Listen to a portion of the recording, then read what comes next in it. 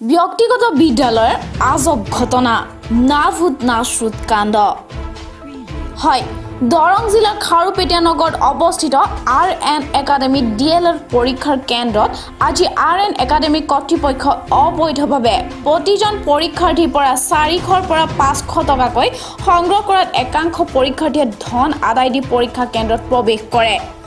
যদিও আন একাংশই ধন দিবলৈ অমান্তি হোৱাত স্থানীয় সংবাদ মাধ্যমৰ কৰ্মীক অৱগত কৰে সংবাদ মাধ্যমৰ সাংবাদিক ঘটনাস্থলীত উপস্থিত হোৱাৰ লগে লগে পৰীক্ষা কেন্দ্ৰৰ স্বত্বাধিকাৰী কৰ্মচাৰীয়ে কিছু সংখ্যক পৰীক্ষাৰ্থীৰ ধন উভতাই দিয়ে যদিও সাংবাদিকৰ দলটোক দেখি পলাই পত্ৰং দিয়ে পৰীক্ষা কেন্দ্ৰৰ পৰা উক্ত পৰীক্ষা কেন্দ্ৰটোত এনে নিয়ম বহিৰ্ভূতভাৱে টকা সংগ্ৰহ কৰা নিয়ম নীতিৰ বিৰুদ্ধে ছাত্ৰ-ছাত্ৰীয়ে এক উচ্চ পৰ্যায়ৰ তদন্তৰ জৰিয়তে RN একাডেমীৰ পৰা পৰীক্ষা কেন্দ্ৰটো কৰ্তন কৰিবলৈ শিক্ষামন্ত্ৰীৰ ওচৰত দাবী জনাইছে